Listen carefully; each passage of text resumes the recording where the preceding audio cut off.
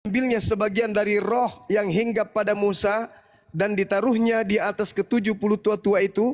Ketika roh itu hinggap pada mereka, kepenuhanlah mereka oleh roh itu seperti seorang nabi.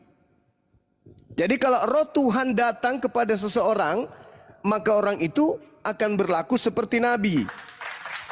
Nehemia 9:30. Namun bertahun-tahun lamanya engkau melanjutkan sabarmu terhadap mereka. Dengan rohmu engkau memperingatkan mereka, yaitu dengan perantaraan para nabimu. Roh Tuhan di sini nabi. Kenapa Anda mengatakan bukan? Seperti nabi kan? Seperti nabi kan? Bukan seperti nabi. Jadi Bukan. dituliskan tadi di yang abang itu seperti nabi. Iya, karena dia bukan nabi. Dia bukan nabi. Tapi ketika roh kebenaran yang ada pada Musa diambil separoh, lalu disimpan kepada 70 tua-tua, maka nampak orang itu seperti nabi. Sama seperti Musa. Menjadi seperti nabi. Menjadi seperti Nabi Musa. Coba Anda baca baik-baik. Bahkan dikatakan dalam Nehemia 9:30 tadi. Namun bertahun-tahun lamanya engkau melanjutkan sabarmu terhadap mereka dengan rohmu. Engkau memperingatkan mereka, yakni dengan perantaraan para nabimu. Rohmu itu ya nabimu. Roh kebenaran ya nabi yang membawa kebenaran. Contoh. Ya, berarti roh. Ya. Berarti Paulus nabi. Yang menerima roh kebenaran intinya menjadi nabi gitu kan? Menjadi nabi. Berarti Paulus nabi. Konteksnya sudah menjadi rasul. Yang menerima roh kebenaran. Begini, yang menerima roh kebenaran, roh penghibur itu ada beberapa. Ada nabi, ada rasul, ada gembala, ada guru, ada penginjil. Itu yang menerima konteks menerima roh kebenaran. Jadi kalau Paulus sebagai rasul, abang. Oke. Nah, sekarang kamu baca 1 Yohanes 4 nomor 1. Apa katanya di sana, Bang?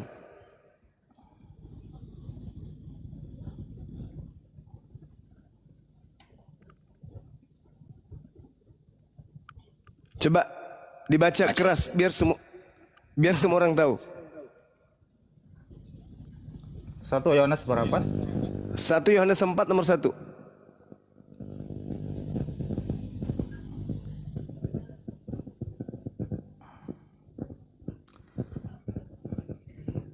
Dan setiap roh yang tidak mengaku bahwa Yesua Hamasiah Kok bisa jadi ke situ? dalam daging tidak berasal dari Elohim, dari Allah. 1 Yohanes 4. Iya ini ya. 1 Yohanes 4 nomor 1, Bang.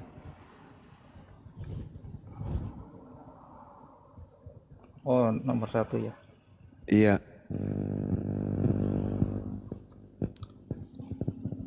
Saya ganti di TB dulu aja.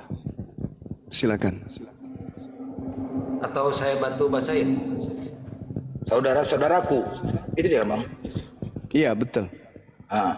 Saudara-saudaraku yang kekasih, janganlah percaya akan setiap roh, tetapi ujilah roh-roh itu apakah mereka berasal dari Allah, sebab banyak nabi-nabi palsu yang telah muncul dan pergi ke seluruh dunia. Jadi roh ini nabi, berarti yang harus datang kepada Paulus nabi. Sebab roh ini harus diuji apakah dia itu berasal dari Tuhan atau berasal dari setan. Sedangkan yang datang kepada Paulus kok jadi Yesus. Nomor Yohanes 14:16. Aku akan minta kepada Bapa agar Bapa mengutus seorang penolong lain. Siapa penolong ini? Penghibur. Siapa penghibur ini? Roh kebenaran. Siapa roh kebenaran ini? Seorang nabi. Adalah baik, adalah benar perkataan kalian. Lebih baik aku pergi. Sebab kalau aku tidak pergi, maka roh kebenaran itu tidak akan datang. Apabila roh kebenaran itu datang, maka dia akan memuliakan aku. Sekarang ketika roh itu datang kepada Paulus, apakah memuliakan Yesus? Tidak. Apa buktinya dia tidak memuliakan Yesus? Galatia 3 nomor 13. Kristus telah menebus kita dari kutuk hukum Taurat dengan jalan menjadi kutuk karena kita, sebab ada tertulis, terkutuklah Kristus yang mati di atas tiang salib. Kenapa harus Kristus yang terkutuk? Ilmu dari mana dapatnya Paulus ini? Halo, malam Bang Suma, izin diskusi. Iya. Kenapa Begini. ini Paulus dapat ilmu dari mana? Kalau Yesus ini terkutuk. Ini yang memang nggak bisa dimengerti ya, karena begini, ini kembali kepada pengertian tentang beberapa nubuatan di dalam Perjanjian Lama tentang datangnya Mesias yang dipercaya oleh bangsa Israel, orang-orang Israel pada waktu itu adalah sebagai pembebas mereka dari penjajah Romawi, sebagai pemimpin Bukan dari bagi dosa. negara mereka. Iya, bukan dari Ini yang dosa waris. bukan dari dosa waris. Ini yang dipercaya oleh orang-orang Israel kebanyakan. Yang dipercaya oleh orang Israel kebanyakan. Tetapi Nah, Paulus itu dia. berbeda.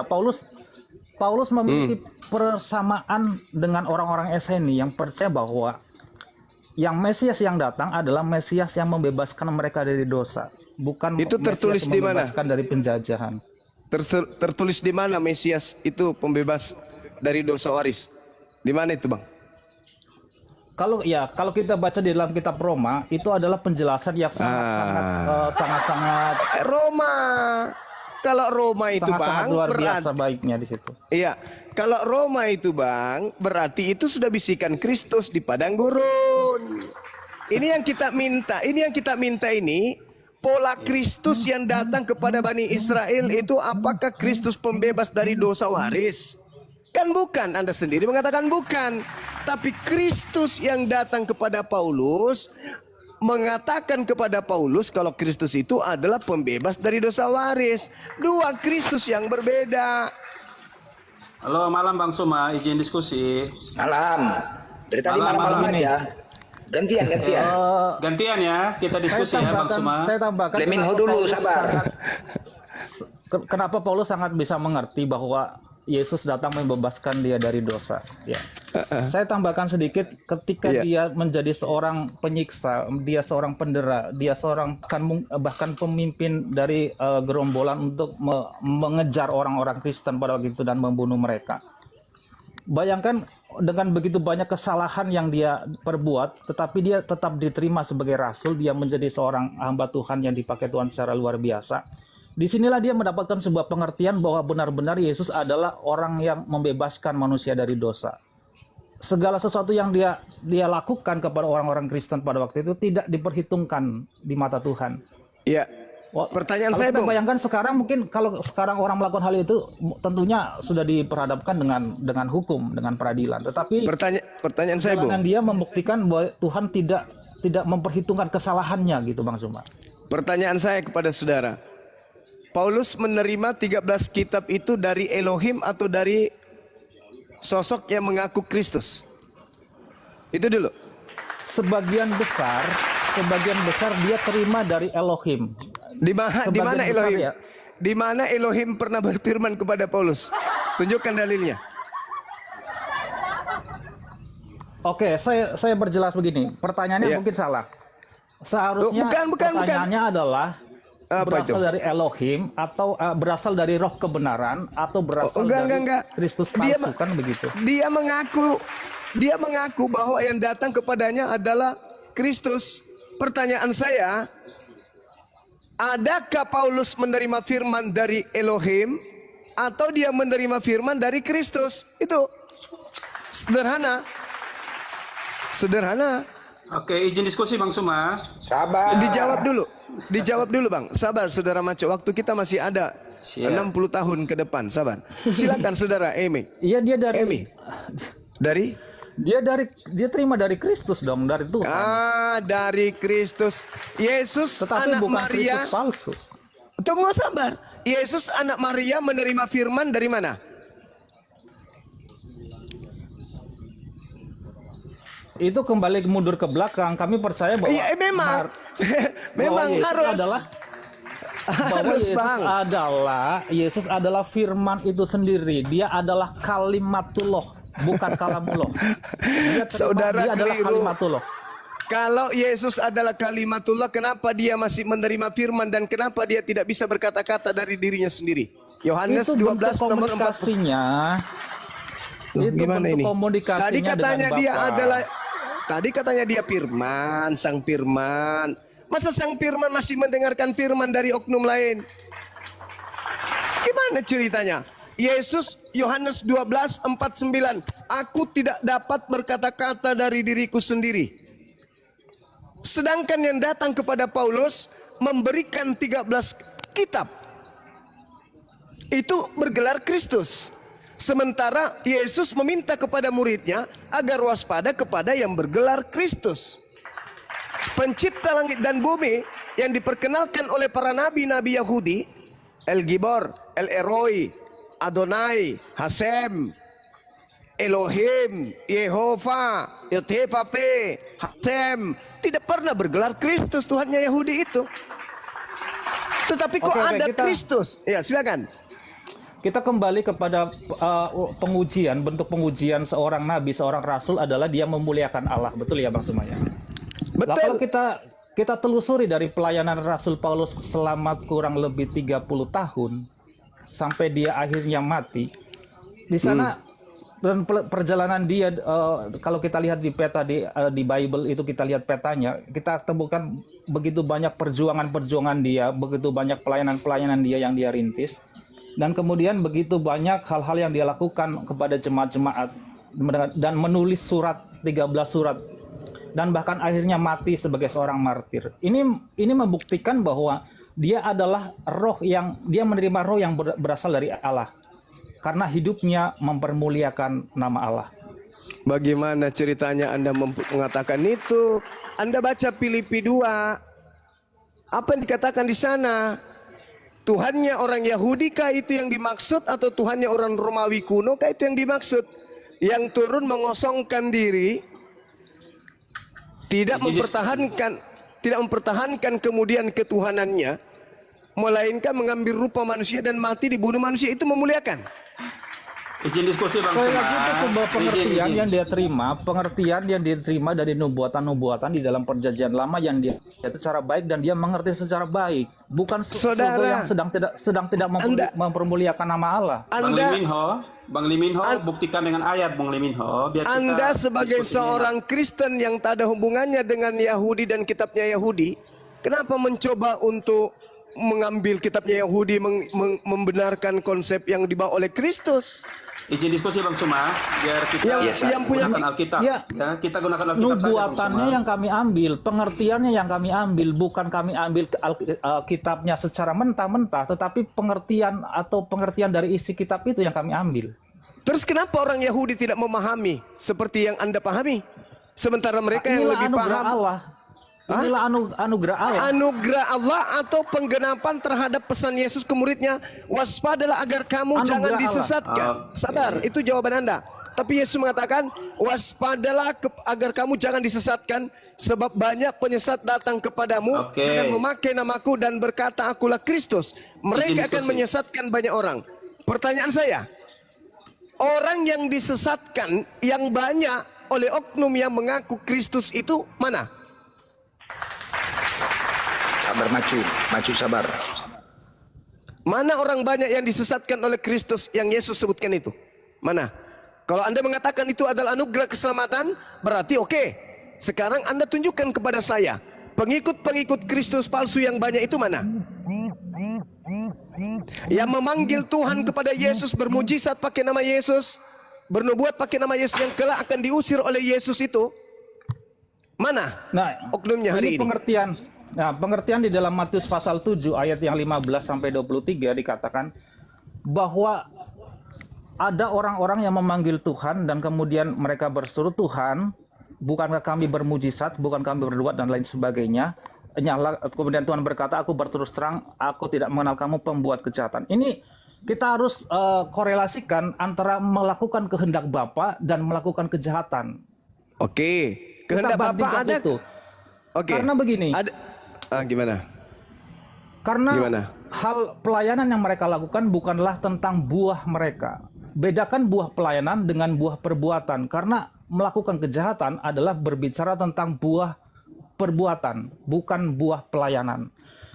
Apakah jahat ketika kita bermujizat? Apakah jahat ketika kita bernubuat? Apakah jahat ketika kita mengusir setan? Kan tidak. Tetapi yang dimaksudkan melakukan kejahatan adalah melakukan hal-hal yang melanggar hukum. Itulah yang dinamakan dengan buah perbuatan, bukan buah. Oke. Ini jadi konteksnya berbicara tentang buah perbuatan. Sekarang begini. Bukan buah pelayanan. Sekarang bukan perbuatan pelayanan. Sekarang yang Anda harus jelaskan ke kita sesuai dengan pesanan Yesus. Dari buahnya kau dapat melihat mereka. Apa buahnya? Memanggil Yesus Tuhan, bernubuat, mengusir setan, bermujizat. Itu buahnya. Dan item ini muncul. Sabar. Kenapa Anda mengatakan bukan sementara Yesus mengatakan itu? Kenapa jadi Anda bertentangan dengan ini? Saya jelaskan tadi Bang Sima, dari buahnya.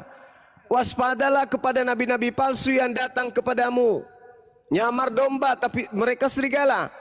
Yang mana itu wahai Tuhan Yesus? Lihat dari buahnya. Apa buahnya? Memanggil aku Tuhan, bernubuat, mengusir setan, bermujizat, pakai namaku, tetapi tidak berdasarkan atas kehendak Bapa. Karena atas kehendak Bapa. Betul? Betul? Saya coba bernalar sedikit, bahwa apakah jahat ketika kita mengusir setan, apakah jahat ketika kita bernubuat, apakah jahat ketika kita melakukan ya tanya, mujizat jawab itu nanti kepada Yesus. Kepada orang yang membutuhkan. Iya nanti tanya Yesus, tanya Yesus nanti ketika Anda bertanya mengatakan seperti itu, kamu bantah Yesus. Yesus, emang jahat kalau saya bernubuat pakai namamu, bermujizat mengusir setan pakai namamu, memang itu jahat? Anda bantah Yesus. Oleh sebab itu, yang dimaksud buah di sini, yang dimaksud buah dari semak duri adalah berbicara tentang hati mereka. Loh, hati yang kemudian membuahkan. Kok jadi Anda yang ngarang? Sekarang ada di mana? Di mana? Di ayat-ayat sebelumnya. Coba. Coba Anda baca Matius 7:15. Akan menghasilkan buah yang baik. Berarti batang yang baik akan menghasilkan buah yang baik. Pohon yang buruk akan menghasilkan buah yang buruk. Kan itu. Pohon yang baik akan menghasilkan buah yang baik, tetapi pohon yang tidak baik akan menghasilkan buah yang tidak baik. Buah yang tidak baiknya menurut Yesus tadi apa? Memanggil, bernubuat, mengusir setan, bermujizat pakai nama Yesus, tetapi tidak melakukan kehendak Bapa. Sekarang saya tanya, atas kehendak siapa kalian ke gereja hari Minggu? Berarti saya clearkan dulu di sini. Mereka melakukan pelayanan-pelayanan itu tapi tidak melakukan kehendak Bapa kan? Iya. Mereka melakukan pelayanan itu tapi mereka tidak melakukan kehendak Bapa kan? Berarti betul. Berarti kehendak Makanya saya Bapa bertanya. Ya kehendak Bapa begini. Kehendak Bapa dan pelayanan-pelayanan mereka berarti dua hal yang berbeda kan? Bukan. Murid-murid Yesus, Bung, memanggil Yesus itu dengan panggilan mulia. Apa itu? Rabam wamaran. Mereka memanggil Yesus itu dengan panggilan guru dan tuan. Kurios dalam bahasa Yunani. Mereka memanggilnya.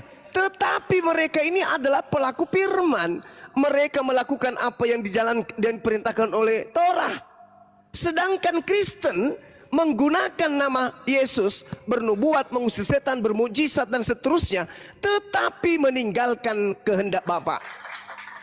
Ada enggak kehendak Bapa menyembah Yesus? Tak ada. Ada enggak kehendak Bapa menjadikan Yesus tumbal penebus dosa untuk dosa-dosa kalian? Tak ada. Ada enggak kehendak Bapa agar kalian makan babi? Tak ada. Ada enggak kehendak Bapa agar kalian tidak bersulat? Enggak ada. Ada enggak kehendak Bapa agar kalian ibadah hari Minggu? Enggak ada. Maka buah-buah yang kamu perlihatkan ini didasari oleh apa yang Yesus uraikan, namun apa yang kalian kerjakan bukan atas kehendak Bapa. Maka dari itu kalian hanya menggunakan nama Yesus Kristus untuk melakukan hal yang sama dengan murid-muridnya, tapi Yesus Kristus yang kalian panggil itu bukanlah Yesus yang asli. Begini, ya. Kembali kepada anugerah Allah tentang pengertian-pengertian nubuatan yang dipahami oleh Rasul Paulus dan juga kebanyakan orang Kristen pada zaman sekarang. Itu adalah anugerah Allah yang mereka terima oleh karena Roh Kudus, oleh karena pengertian dari Roh Kudus. Dan yang di dalam Matius pasal 7 ayat 15 sampai 23 ini adalah sekelompok segelintir oknum yang kemudian mengerjakan pelayanan-pelayanan seperti yang dilakukan Yesus, yang juga adalah janji yang Tuhan Yesus berikan bahwa mereka akan melakukan perkara yang jauh lebih besar dari yang Tuhan Yesus lakukan. Tetapi mereka kemudian didapati tidak melakukan kehendak Bapa, tidak berkarakter seperti Bapa, tidak, ya seperti saya sederhanakan, tidak melakukan sedekah dan lain sebagainya, tidak melakukan firman-firman yang lainnya. Ini adalah sekelompok. Kenapa Anda tidak berani, Bung? Kenapa Anda nggak berani membahas atau menjawab pertanyaan saya? Atas kehendak siapa kalian melakukan kekristenan ini? Kan poinnya di situ. Jangan Anda blurkan, kan udah jelas tuh. Memanggil, bernubuat, mengusir. Tetapi tidak melakukan kehendak Bapa. Kalian melakukan 3 hal tersebut. Memanggil, 4 hal. Memanggil, bermujizat, mengusir, apalagi? Bernubuah. Tetapi kehidupan keagamaan kalian tidak berlandaskan terhadap kehendak Bapa. Saya buktikan. Atas kehendak Bapakah kalian menyembah Yesus? Atas kehendak Bapakah kalian makan babi? Atas kehendak Bapakah kalian tidak bersunat? Atas kehendak Bapakah kalian ibadah minggu? Jawab itu. Kalau atas kehendak Bapak mana perintahnya? Sekolah ibadah minggu mana perintahnya? Kalau itu kehendak Bapak, ada. Mana perintahnya makan babi? Kalau itu kehendak Bapak. Perintah Bapak untuk tidak bersunat mana? Ada. Yang disampaikan oleh Abang Zuma adalah sesuatu hal yang bersifat sekunder, bukan sesuatu hal yang primer. Tapi yang itu alamak. Kalau Anda hanya mengurai, dengarkan saudara. Ini yang sekunder ini. Kenapa? Pola kehidupan Yesus dengan pola kehidupan Kristen bak laksana langit dengan kolong kandang ayam. Yesusnya mencerminkan. Yang primer adalah seperti ketika Yesus menyuruh seorang pemuda yang kaya untuk menjual hartanya. Dia melakukan hukum Taurat, dia melakukan semua hukum Taurat. Itu yang sesuatu yang primer. Oke. Nah sekarang dan mengikut Yesus dan dikatakan mengikut Yesus. Itu yang sesuatu yang primer. Nah sekarang ini ketika dikatakan di sana jangan membunuh, boleh nggak membunuh Yesus? Ini berbeda konteks. Ini sudah berbeda konteks pula. Kehendak Bapak jangan membunuh orang yang benar. Kok beda konteks? Ini kan berbicara mengenai kehendak. Kalau dituduh pun sebagai yang membunuh Yesus, yang melakukannya adalah orang-orang Romawi dan ahli-ahli mereka Taurat berdosa yang atau tidak? Mereka berdosa atau tidak? Iya berdosa, mereka berdosa. Mereka berdosa. Yang takut, terutama juga ahli-ahli Taurat yang takut karena pelayanan Yesus yang luar biasa, menyaingi pelayanan mereka, menyaingi mereka sebagai pemuka agama pada waktu itu. Oke, Anda mengatakan berdosa. Baik, tolong di mana dalilnya firman datang kepada orang Roma untuk jangan membunuh? Ada firman Tuhan kepada orang Roma untuk jangan membunuh? Enggak ada. Kalau dituliskan secara eksplisit, secara tertulis tentu tidak.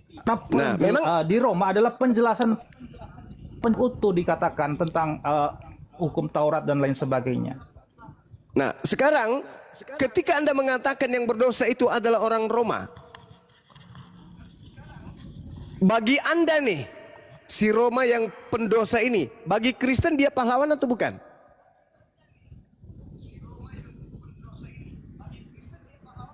Bagi Kristen, bagi kami tetap mereka adalah orang-orang yang tidak percaya kepada Yesus sebagai utusan. Mereka tidak percaya. Nah, dari hasil mereka tidak percaya kepada Yesus, apa yang kalian dapatkan? Kebaikan atau keburukan? Dari hasil mereka tidak percaya kepada Yesus, kebaikan atau keburukan yang kalian dapat? Kami tidak menerima apa-apa. Sesungguhnya kami tidak menerima apa-apa. Karena ini semua kehendak. Karena ini semua kehendak Tuhan. Di mana? Tunjukkan kepada saya kehendak Tuhan membunuh orang yang tidak bersalah. Yesus berkata begini, kan kenapa saya katakan kehendak Tuhan? Yesus berkata bahwa ketika dia berada di Taman Getsemani, dia berkata bahwa bukan kehendakku ya Allah, ya Bapa, tetapi kehendakmu yang jadi. Nah, makanya saya bertanya, mana kehendak Bapa agar orang benar dibunuh untuk pelaku dosa?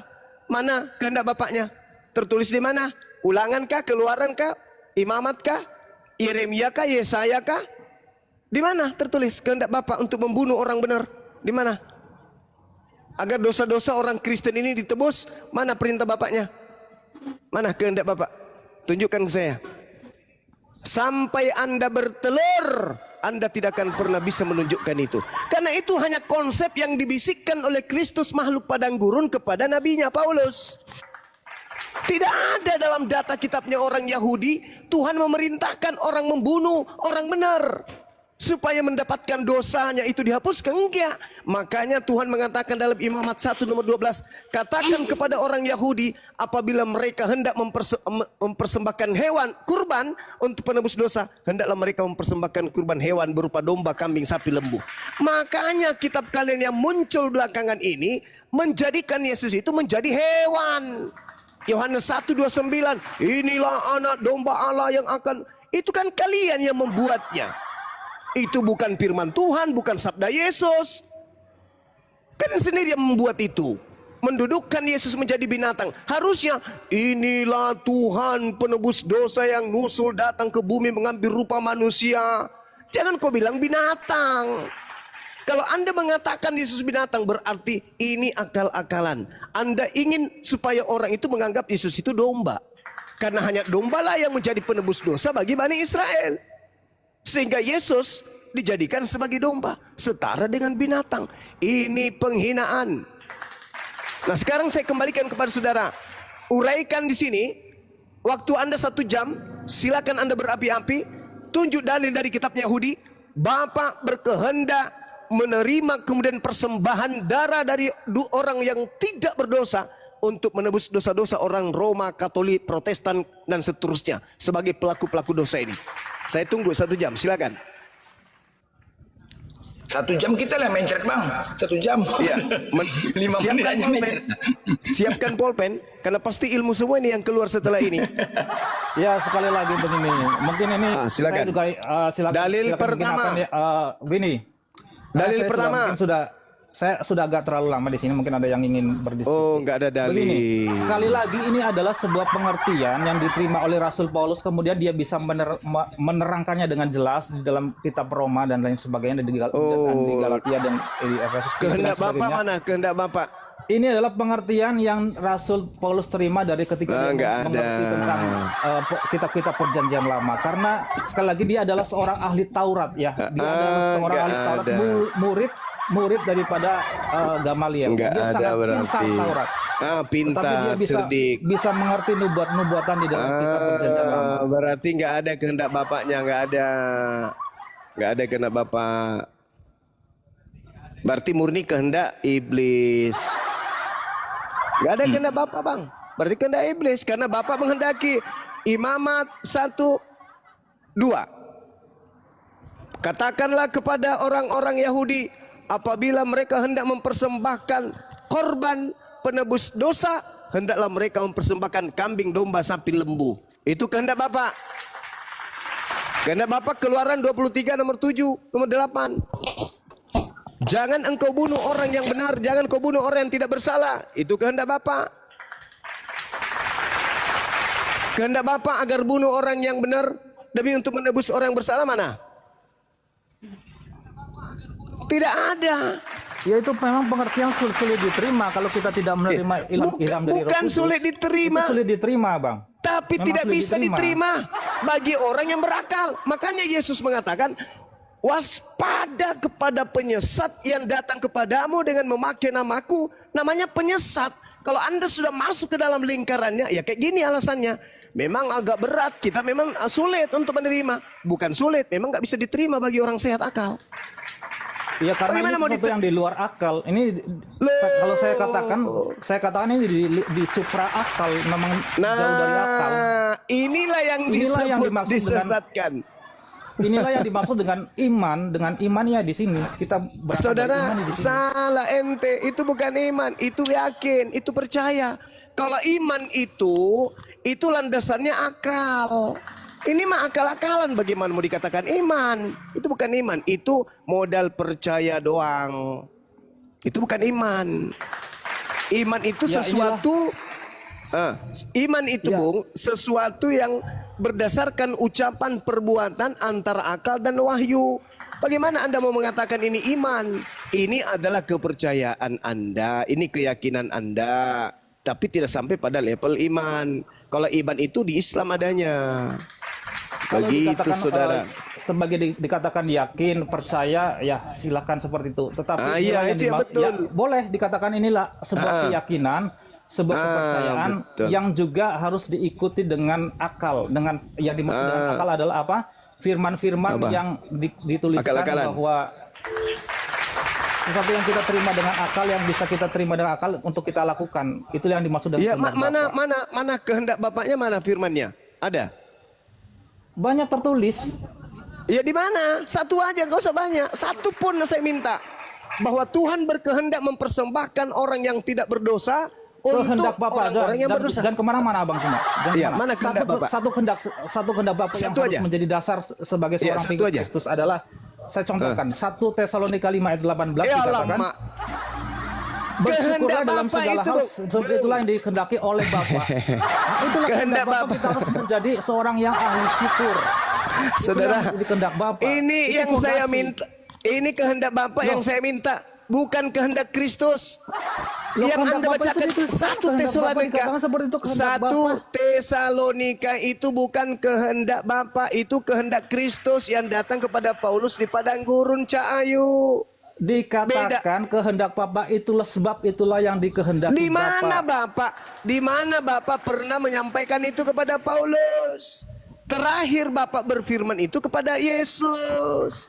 Dan segala firman yang Bapak berikan kepada Yesus, Yesus persaksikan dalam Yohanes 17:8. Segala firman yang engkau berikan Bapak, telah aku terima dan telah aku sampaikan kepada mereka muridku. Muridku telah menerimanya dengan pasti dan mereka percaya bahwa engkau lah yang telah mengutus aku. Murid-murid Yesus percaya kalau dia utusan Bapak. Yesusnya utusan Bapak. Setelah Yesus menyampaikan segala firman, itu adalah firman terakhir Bapa kepada manusia utusannya bernama Yesus. Bapa Elohim tidak pernah berfirman kepada Paulus, nabinya orang Kristen. Yang Dan berfirman Paulus- kepada Paulus itu adalah Kristus yang Roh adalah makhluk kebenaran. padang Paulus gurun. menerima dari firman itu dari Roh Kudus, Roh kebenaran. Karena Roh Kudus Bohong. juga mengilhami firman Tuhan kepada orang Bohong. yang Itu dipilihnya. penipuan yang sudah sangat luar biasa terbuka di depan publik. Yang datang kepada Paulus bukan roh kebenaran. Siapakah engkau Tuhan? Akulah Yesus yang kau aniaya. Apa pula roh kebenaran Anda katakan? Sudah saya Aku katakan menerima tadi, Injil. ketika Aku menerima Injil bukan Ananias dari manusia, mendoakan, tapi ketika Ananias tapi dari mendoakan, Yesus Kristus. barulah, Anda pula bawa ketika Ananias roh kebenaran. mendoakan, barulah Roh Kudus itu penuh kepada Paulus. Ketika Alamak. Ananias mendoakan. Saudara, Anda mengerti enggak ketika Yesus mengatakan dalam Matius 24 nomor 2, nomor 4, nomor 5. Kata mereka itu bukan satu orang loh. Ketika ada Kristus palsu datang, itu mereka banyak. Makanya di data nomor 24-nya dikatakan apa? Sebab Mesias palsu. Banyak Mesias. Bukan cuma satu doang. Jadi Mesias palsunya datang ke Ananias. Mesias palsunya datang kepada Paulus. Mesias palsunya datang kepada pengarang buku Wahyu di Pulau Patmos. Itu semua Mesias, Bang. Sedangkan Anda membawa kata Ananias ini. Ananias ini siapa pula dia? Murid Yesus? Bukan. Ngaku-ngaku ketemu Yesus. Ananias, ya paman, pergilah engkau di satu jalan. Di sana ada orang bernama Saulus. Temui dia. Aku akan menjadikan dia sebagai alatku untuk memberitakan kebenaran. Kata siapa? Ananias. Emang Ananias ini siapa? Nabi kagak, murid Yesus bukan. Siapa Ananias itu? Siapa dia? Orang yang ada di Damsyik. Siapa itu? Enggak tahu. Inai. Bagaimana Anda bisa mengatakan itu sebuah kebenaran? Sedangkan Yesus yang mengatakan waspada kepada orang yang mengaku bertemu dengan Kristus. Berarti harus waspada kepada Ananias. Kalau Anda sehat, Pintar berarti kali kau Anda harus berbohong waspada ya, Juma. kepada Paulus. Kalau Anda sehat, berarti Anda harus waspada kepada pengarang kitab Wahyu. Kalau Anda sehat, berarti Anda harus waspada kepada para murtadin yang mengaku-ngaku bertemu dengan Kristus. Kalau Anda sehat. Kalau Anda percaya kepada Yesus, endingnya, hasil akhirnya tinggalkan Kristen. Harus, wajib. Kalau Anda percaya kepada Yesus. Itu solusinya. Silakan. Aku yes, tinggalkan Kristus. Oh Yang lain iya. yes.